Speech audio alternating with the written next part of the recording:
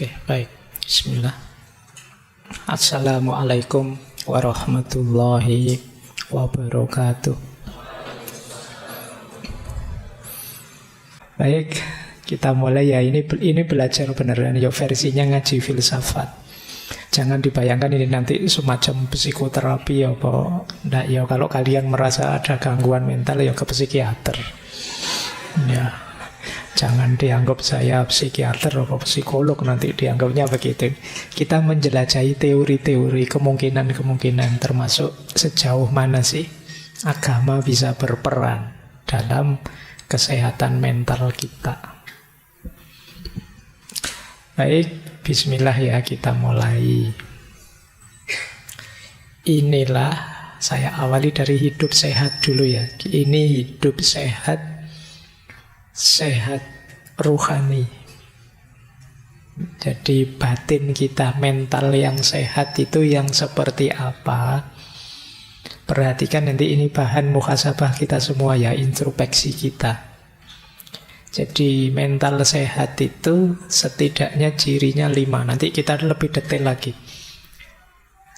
Jadi hidup sehat itu hidup yang punya meaning, punya makna dan sadar tujuan.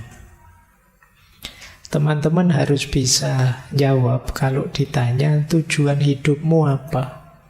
Tujuan hidup ini tidak sama persis dengan cita-cita. Kalau cita-cita itu yang dimaksud pekerjaan atau karir. Jadi tujuan hidup itu mirip kalau dulu teman-teman kecil waktu ditanya ingin jadi apa besok, terus tidak tahu jawabannya apa, kan terus teman-teman bilang ingin berguna bagi nusa, bangsa, agama, orang tua, tetangga-tetangga, kan itu. Nah, ini namanya jenis tujuan hidup. Nah, harus punya ini dan harus punya meaning. Punya meaning itu teman-teman bisa jawab mengapa saya ada. Itu berarti teman-teman punya makna tentang hidup ini. Ini ciri pertama. Kalau belum punya, ayo diupayakan. Tidak usah panik juga, tidak usah stres. Ayo pelan-pelan. Yang kedua, mental sehat, batin sehat itu punya value. Ada nilai-nilai yang ingin kita tegakkan, yang jadi sandaran hidup kita. Jadi hidup kita kan yang muda-muda kadang-kadang senang, saya ingin bebas saja Pak, tidak mau diatur, tidak mau ada apa-apa, pokoknya bebas sebebas-bebasnya, malah capek.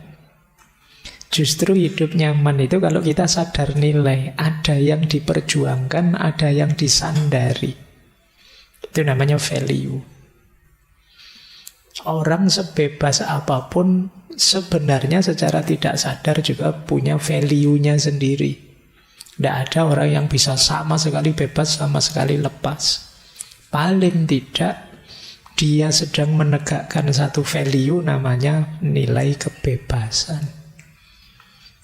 Jadi tidak ada orang yang tidak terikat oleh apapun.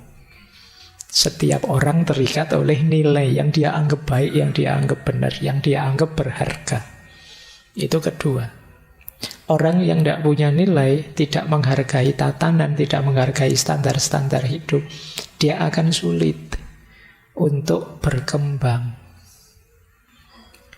Yang ketiga, transenden. Transenden ini maksudnya kita sadar bahwa hidup ini ada sesuatu yang lebih besar, lebih tinggi, yang melampaui diri kita dan mempengaruhi kita.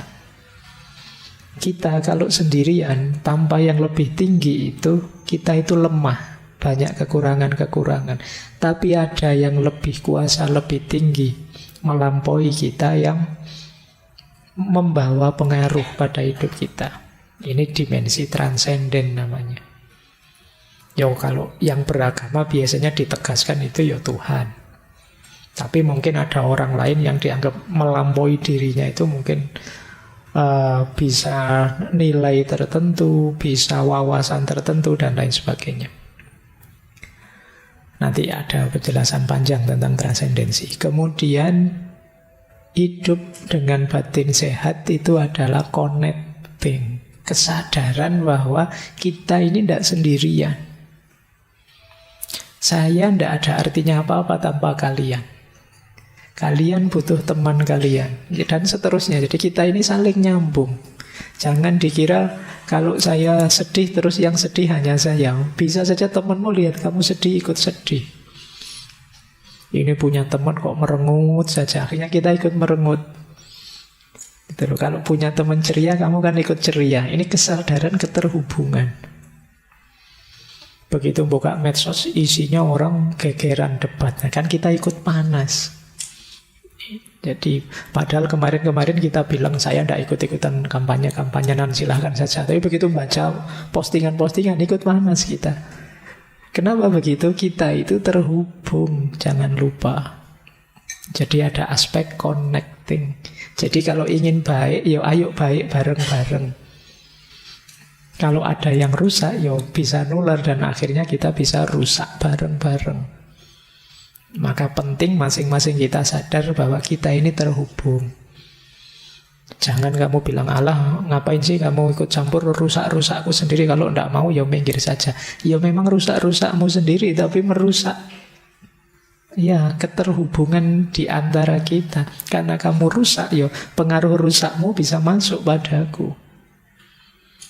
Karena kamu tiap hari misuh-misuh ya mulutku ya gatel pengen misuh balik akhirnya. Kenapa? Kita ini connecting, terhubung. Nah, maka carilah koneksi yang baik. Jangan cari koneksi yang toksik. Nah, itu bahasamu hari ini kan itu, toxic relationship. Oke, ya istilahmu sendiri loh hari ini. Nah, yang terakhir becoming. Hidup nyaman, ideal, itu ya yang kita tambah baik, tambah baik. Jangan ada yang merasa sudah baik. Yang merasa sudah baik alamat tidak bisa tambah baik lagi wong sudah. Jadi kita itu ya sebut saja lumayan baik tapi masih bisa lebih baik lagi. Ada banyak hal dari diri kita yang bisa diperbaiki lagi. Untuk membangun pride, kebanggaan diri, ayo membuat diri kita lebih baik lagi. Meskipun kecil. Dan ayo kita sadari ini. Kemungkinan teman-teman yang merasa kecewa dengan dirinya, merasa hancur hidupnya itu tidak melihat dirinya yang bisa tambah baik lagi, entah dalam hal apa. Meskipun hanya kecil, ayo kita akui itu bahwa saya sudah lebih baik kok Pak. Meskipun sangat kecil, tidak apa-apa. Itu menumbuhkan pride-mu pada dirimu. Pak, saya kalau tahun lalu sholatnya bolong-bolong Pak. Alhamdulillah sekarang masih bolong tapi tinggal sedikit bolongnya. Nah itu kan lumayan, ada yang lebih baik. Pak, kemarin saya sholat subuh mesti telat Pak.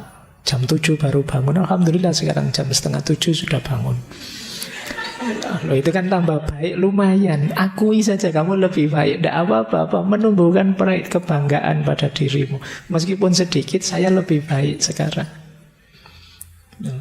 Nah, kalau gagal di satu aspek, cari di aspek yang lain. Yang di situ kalian tumbuh lebih baik.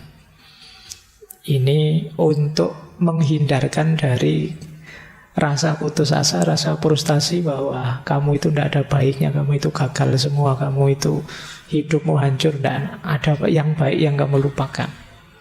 Nah itu becoming. Jadi ayo teman-teman, ada 5 aspek hidup sehat secara batin, secara spiritual yang penting kita perhatikan apakah kita sudah sehat dalam 5 aspek ini. Jadi yang pertama makna, meaning, yang kedua values, yang ketiga transcendent, yang keempat connecting, dan yang kelima becoming. Saya lanjutkan. Nah sekarang kita bahas dulu ya tentang kesehatan mental. Saya tidak tahu kalian ada di mana. Ini kurvanya jungkel ke bawah. Yang paling sehat ya tentu saja level no distress, kita normal. Tapi jarang ada orang yang total normal sehat, tidak ono stres belas. Agak sulit. Setiap orang punya masalahnya sendiri. Yo paling tidak kalian adalah di level kedua, yaitu mental distress. Ada tekanan, ada masalah, tapi masih bisa kita atasi. Nah, jadi ini yang kedua. Semoga kita paling tidak ada di sini lah ya. Jangan ada di yang ketiga. Kalau di yang ketiga ini agak sedang sebutannya. Kalau tadi ringan, ada gangguan mental yang signifikan. Nanti ada banyak cirinya. Kalau ini, yo kalian harus hati-hati. Semoga bisa diatasi. Karena kalau tidak bisa diatasi, jatuhnya di yang paling bawah. Gangguan mental, mental illness. Nanti kita sebut ciri-cirinya ya. Tapi ini untuk parameter saja. Kalau sudah sakit mental itu yo, yang memutuskan tetap dokter ya, psikiater, yang ahli di bidangnya. Makanya kalian tidak usah ngarani temenmu, wah edan kamu sekarang itu, enggak lah. Yo ke dokter lah dulu, enggak apa-apa. Ya mungkin gangguan tadi masih terganggu karena ada masalah. Mungkin stres kecil-kecilan, enggak masalah. Toh nanti lama-lama bisa diatasi sendiri. Mungkin ketika gangguan itu menyerang kamu ya stres beneran, tapi ya lama-lama bisa ngatasi. Jadi itu paling di level 3. Jadi yo pas diputus kemarin yo ndak bisa tidur yo, tapi yo sekarang sudah bisa Pak. Ndak lama kok Pak, paling seminggu selesai. Nah, itu berarti kamu di yang ketiga. Tapi kok terus-terusan kamu stres terus yo, kamu bisa masuk ke yang keempat. Kalau ini sudah perlu bantuan psikolog, psikiater. Oke, yo minta diantar temennya ke, ya ndak apa-apa. Jadi ini kalian perhatikan dulu ya kesehatan mentalmu. Nah, cirinya mental sehat ini secara umum. Kalau tadi kan ranahnya, kalau ini ciri konkretnya. Yang pertama, emosinya seimbang. Emosi seimbang itu bukan tidak bisa marah, stabil, terus tidak begitu. Ya kadang marah tapi bisa ngatasi, kadang kecewa tapi bisa ngatasi. Kadang dikit-dikit ada putus asanya, tapi ya bangkit lagi. Ini namanya seimbang. Orang hebat itu bukan yang tidak bisa marah sama sekali, tapi yo kadang-kadang marah, tapi terus dia bisa mengatasinya sendiri. Nah ini namanya seimbang. Silahkan kalian cek dirimu ya, bisa ngatasi tidak kalau sedang kena gangguan emosi. Mungkin marah, mungkin kecewa, mungkin jengkel. Nah, kamu bisa ngatasi sendiri. Kalau bisa ngatasi sendiri, kamu imbang. Terus, yang kedua, tahan terhadap stres. Tadi saya bilang, tidak ada orang yang tidak bermasalah. Semua orang punya masalahnya sendiri. Bedanya ada orang yang kuat, ada orang yang tidak kuat. Ada yang masalahnya kecil saja rasanya besar. Ada yang ini masalah besar loh, tapi rasanya kecil. Mahasiswa itu ada yang cuma satu mata kuliah dapat C. Oh, itu stresnya luar biasa. Yang satu sudah terancam DO, nilainya E semua, santai.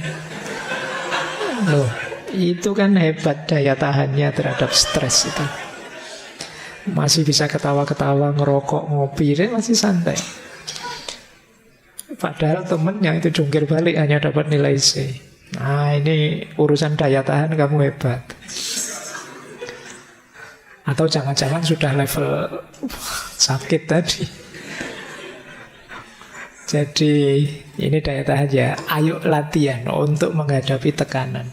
Karena tidak mungkin hidup itu tanpa tekanan. Jangan mau selalu dituduh generasi Z itu dalamnya rapuh seperti stroberi. Ndaklah, kalian kuat kok. Bisa dilatih sejak sekarang. Nah, yang ketiga, mental sehat itu pergaulannya juga sehat. Hubungan sosialnya sehat. Bisa berteman. Jadi enak kalau diajak bergaul, itu berarti sehat. Karena ada orang itu yang sosialnya kacau.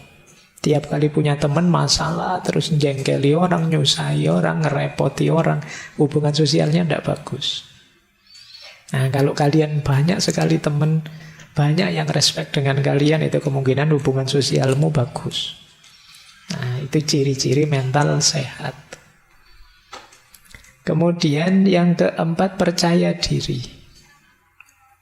Pede, mau apa-apa siap.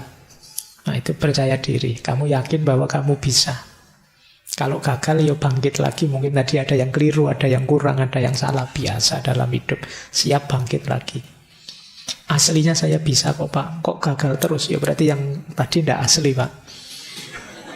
Nanti kalau sukses, itu aslinya. Nah, gitu loh, biar kamu percaya diri. Jadi, wong manusia itu makhluk potensi. Kamu bisa jadi apa saja. Sejauh kamu mau dan siap untuk belajar. Maka percaya dirilah. Yang kelima, mentalmu sehat kalau kamu mampu mengambil keputusan sendiri.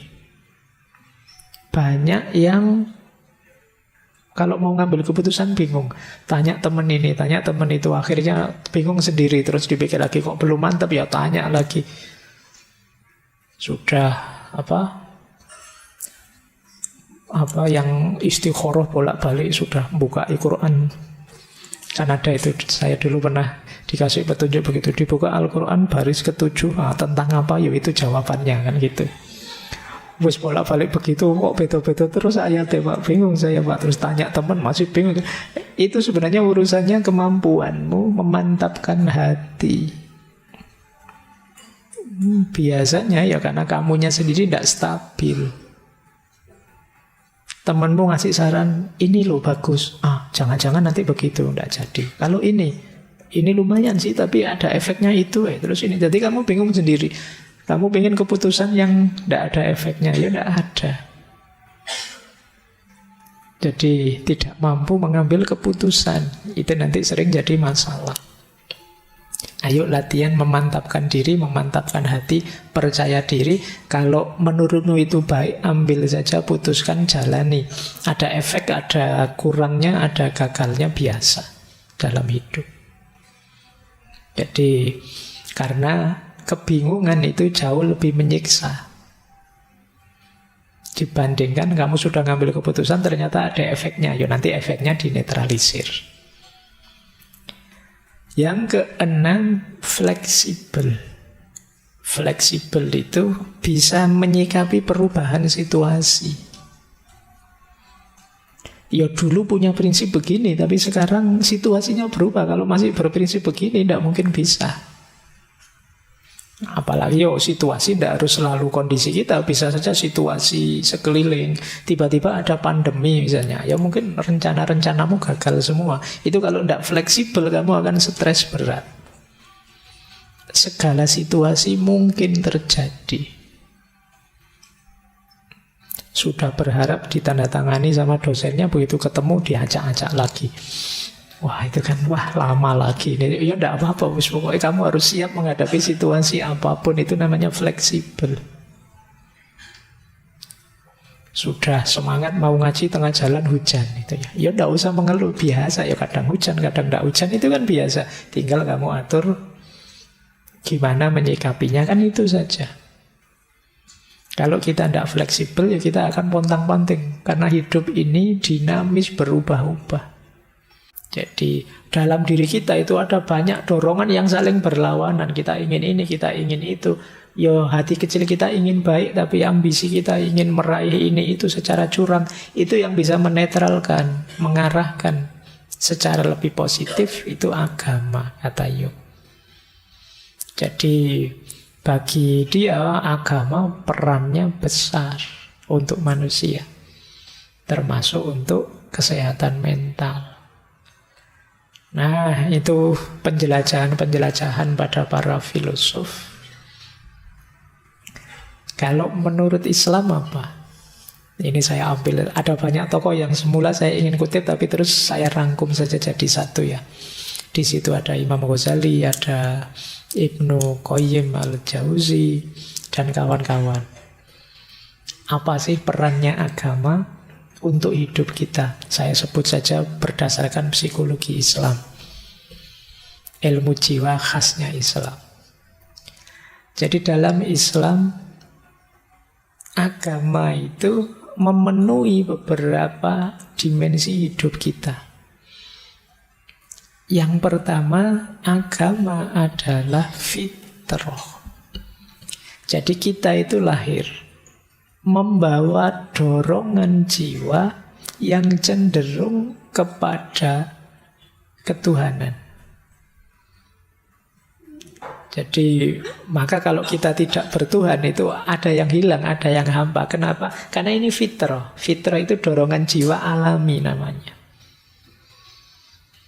Mungkin kegelisahan-kegelisahan mental kita yang tadi banyak sekali indikasinya karena kita jauh dari Tuhan atau jauh dari agama. Sehingga fitrah kita, dorongan jiwa untuk mengakui, menegaskan keberadaan Tuhan tidak terpenuhi. Ya fitrah itu kan setara dengan fitrah untuk menikah misalnya. Setiap orang ada dorongan dalam dirinya ingin punya pasangan dan berketurunan. Ini fitrah. Kalau kita lawan fitrah ini, saya tidak mau nikah Pak, saya itu ada yang hampa, ada kegelisahan tersendiri. Nah, agama juga begitu. Jadi kalau dalam Islam, kalau kita menjauh, kalau kita meninggalkan agama, ada yang hampa dan gelisah. Nah, ini kalau teman-teman membaca kritik-kritik pada peradaban Barat yang terlalu materialistik, itu kan arahnya ke sini. Ada yang hilang, ada yang hampa, ada fitrah yang dikesampingkan. Itu yang membuat gelisah. Maka agama berperan mewujudkan, memfasilitasi fitrah itu, yaitu fitrah bertuhan. Itu yang pertama itu. Yang kedua, ada lagi perannya agama, yaitu peran akidah. Peran akidah ini, tadi kan hidup bahagia itu harus punya tujuan, punya nilai. Peran akidah ini dia berperan, kita mantep, kita yakin, kita percaya pada Tuhan, yang itu tujuan dan makna puncak hidup kita. Di situ kita nyaman kemudian. Jadi ini peran akidah, karena kita tujuannya Tuhan, kenyamanan kita ada pada Tuhan, kegagalan apapun masih bisa kita toleransi selama kita tidak menjauh dari Tuhan. Nah, ini peran agama di situ. Kalau teman-teman sedang galau, sedih, gelisah, mari kita sadari bahwa hidup ini ilaihi roji'un, kembali pada Allah. Selama kita tidak kehilangan Allah, selama kita masih dekat dan semakin dekat padanya, kita masih nyaman, kita masih aman. Tidak harus galau, tidak harus putus asa. Ini namanya peran akidah. Yang ketiga, apa perannya agama untuk kesehatan mental? Yaitu takwa. Takwa ini, ya kita mendefinisikannya kesadaran dan ketaatan pada Allah, pada Tuhan. Kesadaran dan ketaatan ini ya jangan dikira sekedar kayak kritiknya Nietzsche tadi ya. Itu hanya kita seperti budak saja disuruh-suruh. Enggak. Yang diperintahkan oleh Allah pada kita itu sesuatu yang manfaatnya untuk kita. Kalau budak itu kan disuruh untuk manfaat majikannya. Tapi Allah menyuruh kita untuk kita, ketenangan jiwa kita, kemantapan hati kita, perilaku kita yang baik, panduan moral untuk hidup sehari-hari.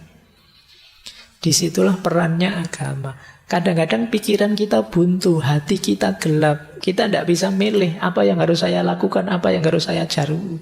Alhamdulillah ada agama. Petunjuknya konkret. Saya harus melakukan ini, menjauhi ini. Mengurangi kebingungan dan capek kita. Nah, itu gunanya takwa. Jadi ini peran yang ketiga dari agama. Yang keempat, agama juga punya peran evaluatif. Ini sering kita bahas, tadi juga kita singgung, malam hari ini kita agak muhasabah ya, mengukur diri kita. Introspeksi. Agama jadi standar-standar. Orang muhasabah itu kan ngukur sebaik mana perbuatanku, pikiranku, perasaanku, aku ini tambah baik apa tidak. Evaluasi diri, introspeksi diri kan penting. Cuma kalau kita tidak punya standar-standar, Sulit kita muhasabah. Pak, saya tafakur tentang diri saya, Pak. Kelihatannya saya lebih baik sekarang, Pak. Loh, lebih baik itu dilihat dari mananya. Nah, kalian perlu standar. Nah, agama menyediakan standar itu. Muhasabahmu lebih simpel sekarang.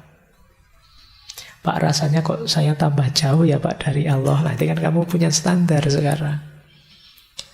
Rasanya kok saya tidak bisa menjalankan perintahnya Al-Quran ya, Pak, untuk sabar. Saya kok ngamukan banget sih, Pak. Nah, ini enaknya agama menyediakan perangkat standar untuk kita bermuhasabah. Ada lagi, agama mendidik kita untuk sabar dan syukur. Ini 2 jurus sapu jagat untuk apa saja menang kalau kalian punya menguasai ini. 1 sabar, 1 hidup itu kan isinya 2. Kadang senang, kadang susah. Kan cuma ini. Loh, kalau kalian punya syukur dan sabar, selesai sudah. Ketika kamu senang, bersyukur. Ketika kamu susah, bersabar. Jadi cukup 2 senjata itu, hidupmu akan stabil. Masalah dalam hidup kita kan ketika senang, kita lepas kendali. Ketika sedih, kita drop, putus asa. Nah, untuk biar tidak lepas kendali dan putus asa, ya syukur dan sabar. Dan agama menguatkan di situ. Jadi kalau tanpa sandaran agama, ya syukur itu kan rasanya hampa. Kamu bersyukur pada siapa? Ketika ada agama, bersyukurnya pada Tuhan yang menganugerahkan kenikmatan ini sekarang. Ketika tidak ada objek untuk disyukuri, kan terus kamu balik ke dirimu sendiri, bersyukurnya ke dirimu sendiri. Iya, sekarang pas kamu sukses, pas gagal. Ketika kamu kembalikan ke dirimu sendiri, terus kamu jatuhnya putus asa. Ketika kembali ke dirimu sendiri, kalau sukses sombong, kalau gagal putus asa. Nah, itu gunanya kita punya agama untuk meminimalisir efek dari problem mental tadi. Dan yang terakhir, peran agama dari perspektif ilmu jiwa Islam, psikologi Islam itu ihsan. Agama mengajarkan kita untuk memuncakkan kebaikan. Ya, mudahnya menyempurnakan segala kebaikan kita hanya pada Allah saja. Ini lebih menenteramkan. Sering saya ilustrasikan ya, hidup ini ada beberapa level motif tindakan kita. Ada karena kewajiban saja, ada karena kebutuhan, dan yang paling tinggi ya karena ketulusan, keikhlasan, kemurnian pada Tuhan saja. Nah, agama menyarankan segala perbuatan kita dipuncakkan sampai ke level lillahi ta'ala. Tidak sekedar karena pamrih, apalagi karena kewajiban. Segala sedih, galau, kecewa kita muncul karena ada pamrih-pamrih biasanya. Seperti saya bilang tadi ya di pengantar waktu launching buku tadi kan saya bilang, kalau tidak ada target apa-apa, ya tidak mengecewai apa-apa. Tapi kalau kalian motif pamrihmu banyak, ya kecewamu banyak. Allah tidak akan membebani diri kita kecuali sejauh kemampuan kita. Allah tidak membebani seseorang kecuali sejauh keluasannya, kemampuannya. Laha ma kasabat wa alaiha maktasabat. Baginya apa yang dia lakukan dan yang menimpanya adalah buah dari yang dia kerjakan. Kebaikan, kesenangan, kenyamanan yang kita rasakan, kesedihan, kegalauan, keruwetan hidup yang kita alami, hakikatnya buah kelakuan kita juga. Tapi tidak usah khawatir, beban hidup kita tidak akan melampaui daya tahan kita. Itu janjinya Allah. Kalau kita merasa, enggak Pak, ini berat sekali Pak, sebenarnya masih dalam kuasamu. Mungkin kamunya saja agak terlalu cengeng, kurang tangguh. Pasti kamu kuat kok. Baik, Rabbana la tu'akhidna inna sina au ahtokna. Rabbana wala tahmil alaina isron kama hamaltahu alal ladzina min qablina. Rabbana wala tuhammilna ma la taqata lana bih. Wa'fu anna waghfir lana warhamna anta maulana fansurna alal qaumil kafirin. Baik, saya akhiri sekian kajian malam hari ini. Insya Allah kita lanjutkan lagi minggu depan di tema agama dan ilmu. Kurang lebihnya mohon maaf. Wallahul muwaffiq, wallahu a'lamu bissawab. Wassalamualaikum warahmatullahi wabarakatuh.